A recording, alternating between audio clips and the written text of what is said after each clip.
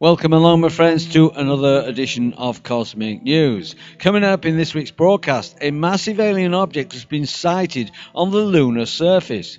Plus, warning that deadly bird flu sweeping Asia right now is about to enter a new phase, human-to-human contact, and also how the United States got hold of alien technology and how they were used by the evil aliens, the Draconian Saurians, to achieve their hostile aims, and what the church isn't telling you all about Nibiru and the Anunnaki.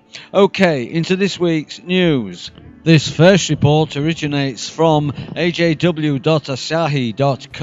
titled Bird Flu Could Increase Human-to-Human Transmissions Through Gene Recombination, and this was posted on January the 31st, 2014. As China celebrates the Lunar New Year, the European Centre for Disease Prevention and Control (ECDC) warned that the H7N9 bird flu virus, currently rampant in the country, could trade genes with seasonal influenza viruses in the same patients, enhancing its infectious capability. On January the 27th, the organisation updated a report titled Human Infections with a Novel Avian Influenza A H7N9 virus China to point out the possibility of genetic recombination in people co-infected with the bird flu and seasonal influenza. Seasonal influenza type H3N2 and H1N1 have been reported by the World Health Organization to be spreading in southern areas of China. Chinese New Year, which falls on January the 31st this year, will dramatically increase the potential for human exposure to both a H7N9 and seasonal influenza viruses, increasing the risk of reassortment of inhumans. Hundreds of millions of Chinese are returning to their villages over the festive season in what is believed to be the world's largest annual human migration, said the ECDC in the updated report. This next report originates from the epochtimes.com, titled Huge Alien Object Spotted on Moon via NASA Imaging plus Photos by Tara McIsaac, Epoch Times, and this was posted on January the 21st, 2014. Google Moon shows what appears to be a massive alien spacecraft on the moon.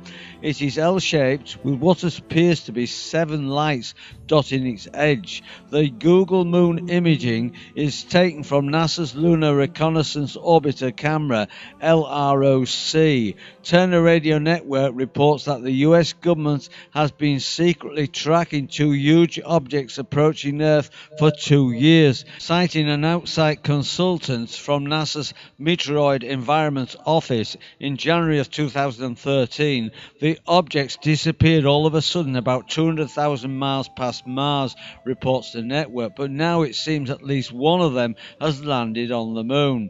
On January the 15th, NASA launched 3 Terrier Orion suborbital rockets from the Wallops Flight Facility in Virginia for the Department of Defense (DoD). The NASA press release states, at the request of DoD project manager, no real-time status updates will be available. The launch will not be shown live on the internet, nor will launch status updates be provided on social media once the countdown begins.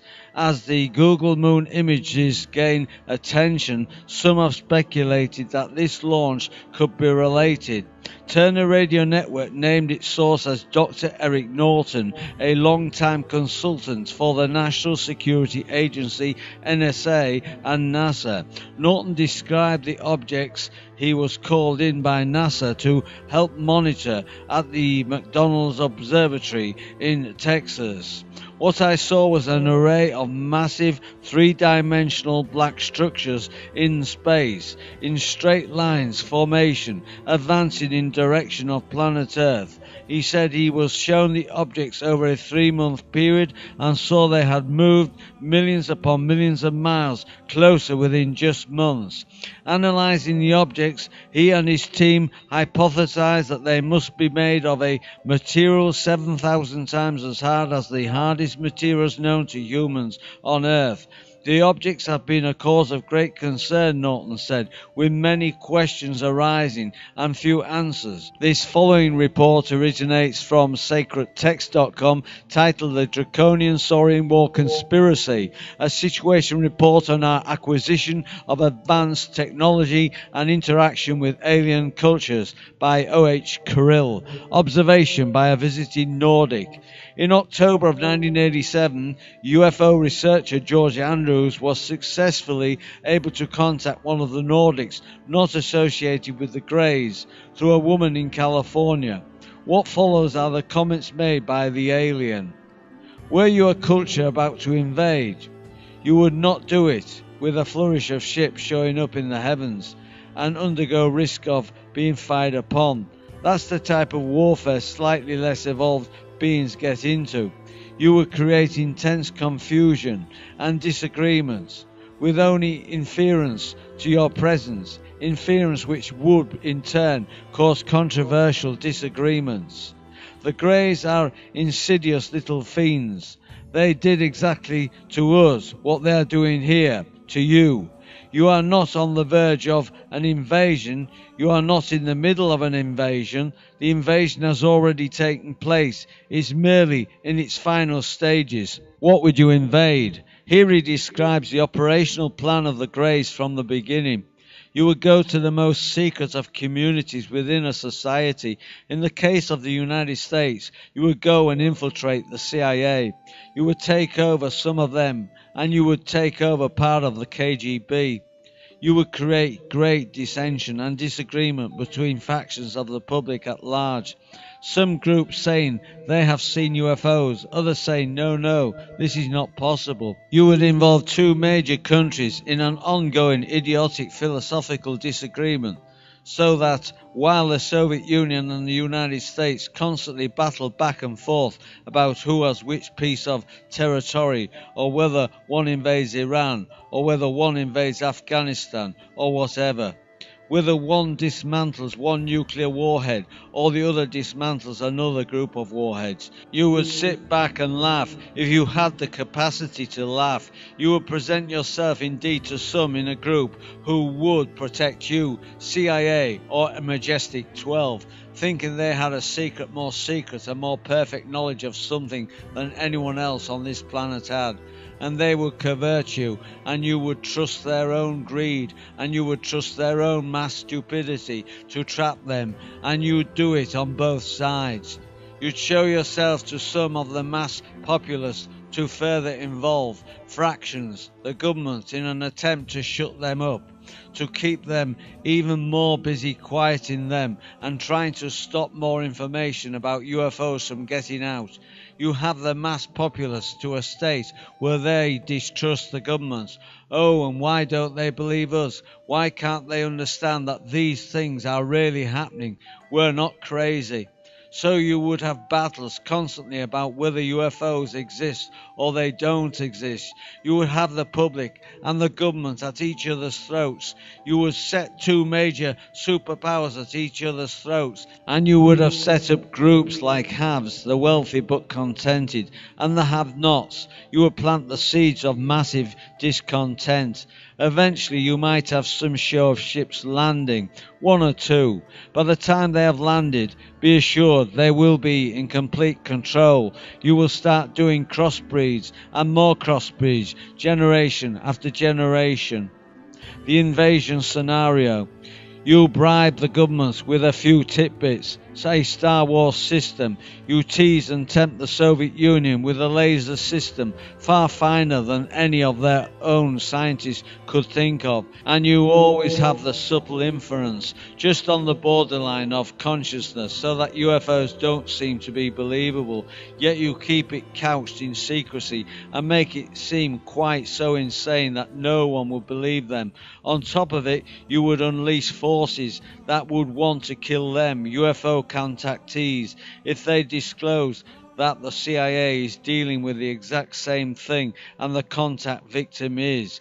Maybe 100 or 200 years from now, some of the greys will even physically mingle, and you may have some creatures walking around who are pretty much hybrid between greys and your own race. For now, anything that walks around will look much like yourself. It's simpler, it holds down on mass panic. Everyone who has experiences with them greys will be at odds with the government. To add to that, we will go into a complete phase of earthquake after earthquake and upheaval after upheaval. The inner core of the CIA is deeply controlled by the Greys. The CIA sees interaction with the Greys as a path to greater scientific achievement. One reason you are seeing so many different kinds of UFOs is that other cultures are watching with extreme interest. Scientists from other cultures arrive to watch. The Greys have not only taken over the intelligence agencies, they have also taken over what these agencies call lunatic fringe groups. Well, that's what the Nordics had to say. The source of this also makes the following commentary. The ultimate evil is that mass form of psychological complacency that leads one to adhere to a group philosophy rather than eke out one's own horizons. As soon as you acquire an awareness of being a so-called chosen special group, you are on the way to a fall. That is the seed of destruction in any society and any culture, and it leaves it vulnerable. It will be the eventual undoing of the Greys as well. They see not their error, it is their very weakness they seize upon that is their own inherent weakness. To try and change a Grey or a cultish style of star person or a CIA member is futile. It will happen, but all in its own good time. It is the spirit that makes everyone stand up and disagree with something that is untrue and incorrect that will be the thorn in the side of the Greys and the other forces that have aligned with them. During the occupation of the Greys, they have established quite a number of underground bases all over the world, especially in the United States. One such base, among others in the same state, is under Achaleta Mesa, which is about 2.5 miles northwest of Dulce, New Mexico. Details about that base have come across by way of two sources. The first source is by way of an abduction of a woman and her son who witnessed the pickup of a calf for extraction of biological materials. In May 1980, a most interesting case occurred in northern New Mexico. A mother and her son were driving on a rural highway near Cimarron when they observed two craft in the process of abducting a calf. Both of them were then abducted and taken on separate crafts to the underground installation, where the woman witnessed the mutilation of the calf. It was alleged that she also observed vats containing cattle body parts floating in a liquid, and another vat containing the body of a male human.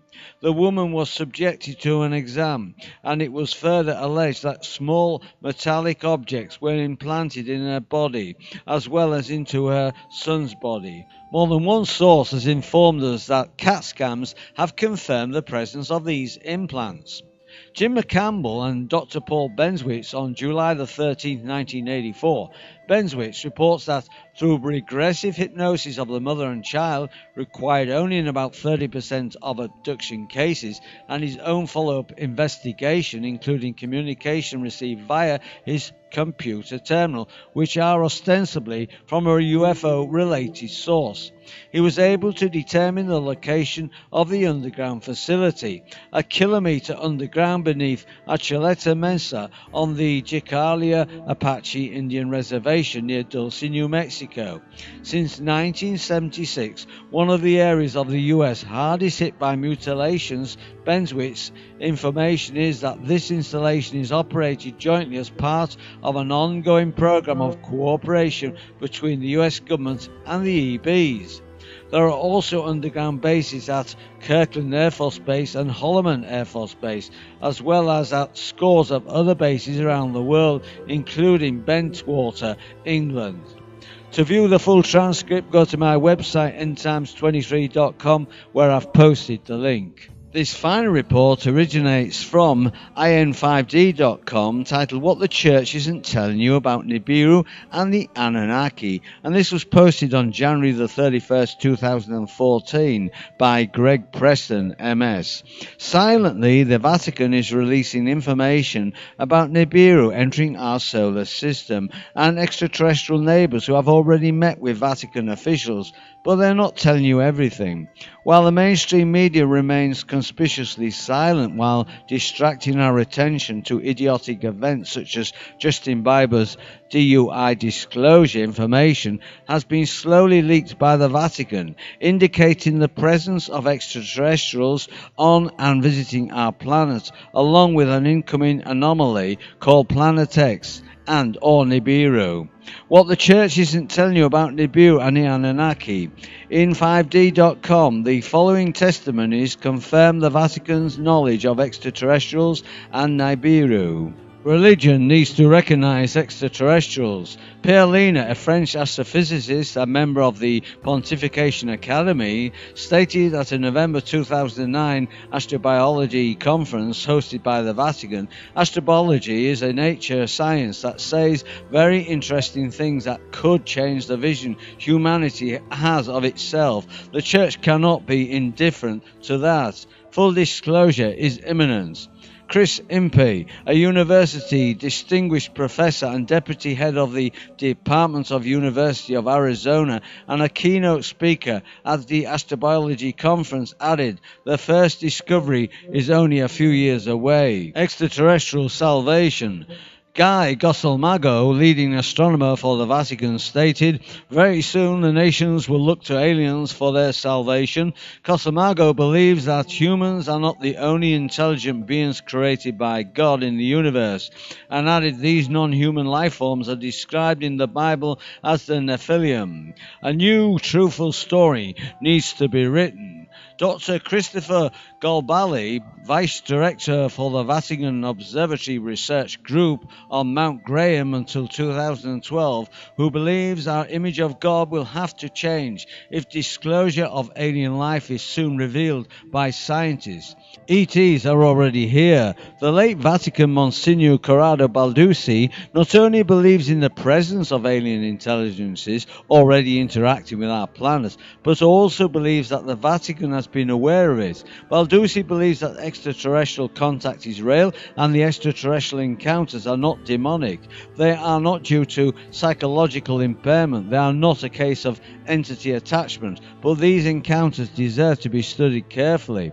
Vatican spokesman to our galactic neighbours, Balducci went on to state, "As God's power is limitless, it is not only possible but also likely that inhabited planets exist. I always wish to be the spokesman for these star people who also are part of God's glory, and I will continue to bring it to the attention of the Holy Mother Church." In 5D side notes, imagine that someone from the Church who has kept the truth hidden for millennia wanted to represent our planet as a spokesman with our galactic neighbours. Say goodbye to religion.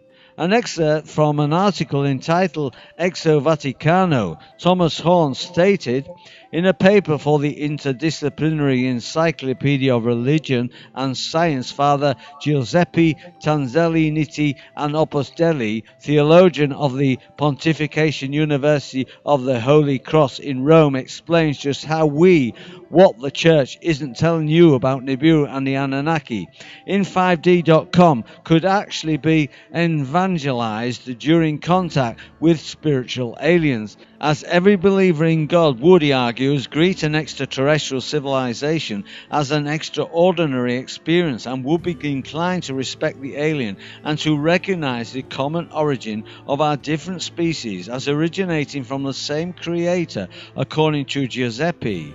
This contact by non-terrestrial intelligence would then offer new possibilities of better understanding the relationship between God and the whole of creation. Giuseppe Kirby states this would not immediately oblige the Christian to renounce his own faith in God, simply on the basis of the reception of a new, unexpected information of a religious character from extraterrestrial civilizations, but that such a renunciation would come soon after, as the new religious content originating from outside the earth is confirmed as reasonable and credible.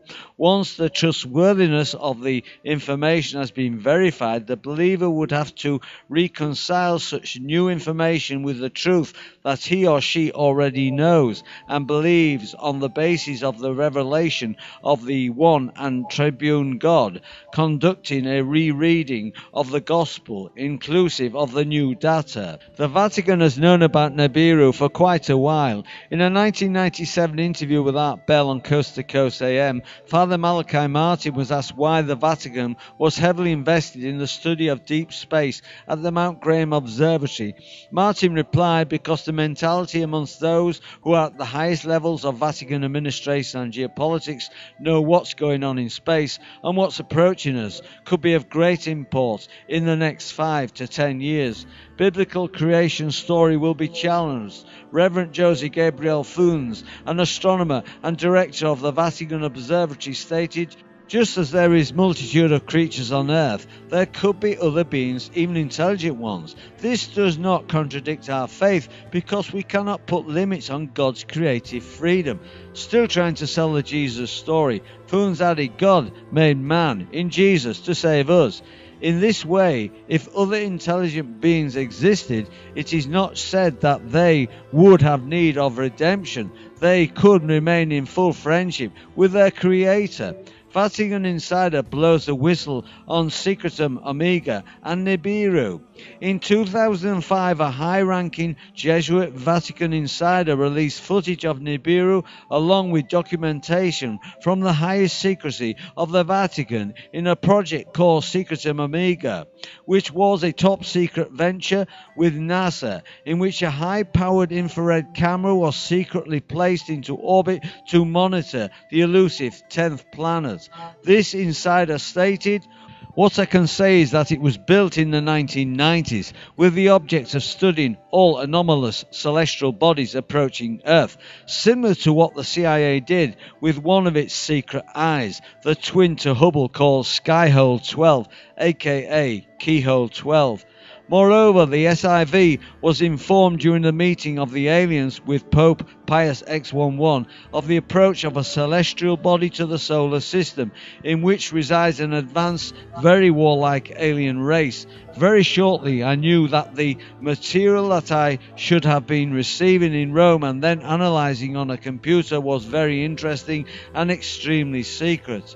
It was during the analysis of certain data and information from the Alaska Radio Telescope that we discovered that one remote deep space probe, part of a deep space exploration program called Silo, which was started in 1990, had taken a photograph of a huge planet getting closer to the solar system. The information was received in Alaska during October of 1995, which is when my problems started. I discovered that I was not chosen to decode that particular transmission, and a dangerous situation evolved. At that time, my contact revealed to me that inside the Vatican there were two factions struggling over possession and control of this information, which was classified far beyond top secret. For now, I can just tell you that this probe was created in Area 51, has an electromagnetic impulse motor, and it was put in orbit by a space plane, like type Aurora.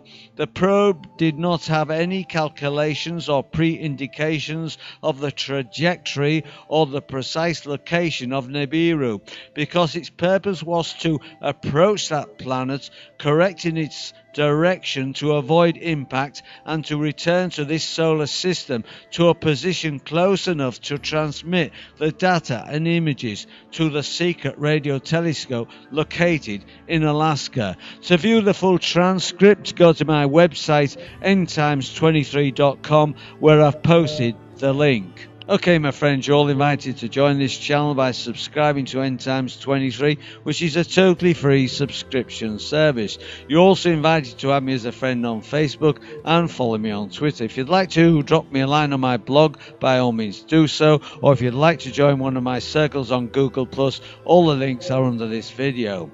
All this week's news links can be found on my website, endtimes23.com. The link is under this video. Just click on the link and go to the top left hand corner of the opening page and click on the Cosmic News tab link. You will find all this week's news links at the top of the page under this week's title video. Well, that's your lot for this week, my friends. I do hope you've enjoyed the show. I'll be back with you in a week's time with another edition of Informer News. So until then, this is your Informer signing off, friends. I'll see you on the flip side.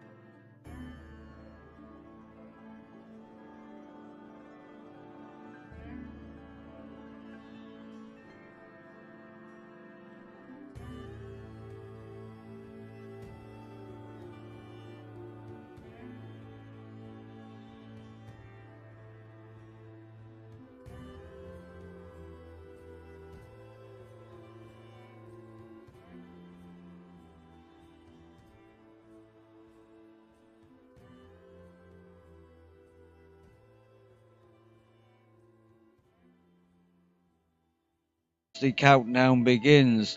As the Google Moon images gain attention, some have speculated that this launch could be related. Turner Radio Network named its source as Dr. Eric Norton, a long-time consultant for the National Security Agency, NSA, and NASA. Norton described the objects he was called in by NASA to help monitor at the McDonald's Observatory in Texas. What I saw was an array of massive three-dimensional black structures in space, in straight lines formation, advancing in direction of planet Earth. He said he was shown the objects over a 3-month period and saw they had moved millions upon millions of miles closer within just months. Analyzing the objects, he and his team hypothesized that they must be made of a material 7,000 times as hard as the hardest materials known to humans on Earth. From ajw.asahi.com, titled Bird Flu Could Increase Human-to-Human Transmissions Through Gene Recombination. And this was posted on January the 31st, 2014. As China celebrates the Lunar New Year, the European Centre for Disease Prevention and Control, ECDC, warned that the H7N9 bird flu virus currently rampant in the country could trade genes with seasonal influenza viruses in the same patients, enhancing its infectious capability. On January the 27th, the organization updated a report titled Human Infections with a Novel Avian Influenza H7N9 virus China to point out the possibility of genetic recombination in people co-infected with the bird flu and seasonal influenza. Seasonal influenza type H3N2 and H1N1 have been reported by the World Health Organization to be spreading in southern areas of China. Chinese New Year, which falls on January the 31st this year, will dramatically increase the potential for human exposure to both a H7N9 and seasonal influenza viruses, increasing the risk of reassortment in humans. Hundreds of millions of Chinese are returning to their villages over the festive season in what is believed to be the world's largest annual human migration, said the ECDC in the updated report. This next report originates from the epochtimes.com, titled Huge Alien Object Spotted on Moon via NASA Imaging plus Photos by Tara McIsaac, Epoch Times, and this was posted on January the 21st, 2014. Google Moon shows what appears to be a massive alien spacecraft on the moon. It is L-shaped with what appears to be 7 lights dotting its edge.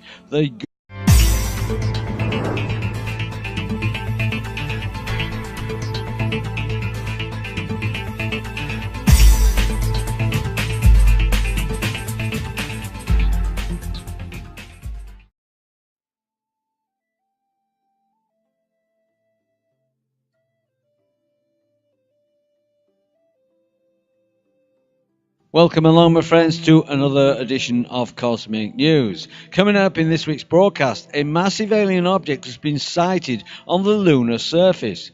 Plus, warning that deadly bird flu sweeping Asia right now is about to enter a new phase, human-to-human contact, and also how the United States got hold of alien technology and how they were used by the evil aliens, the draconian saurians, to achieve their hostile aims, and what the church isn't telling you all about Nibiru and the Anunnaki.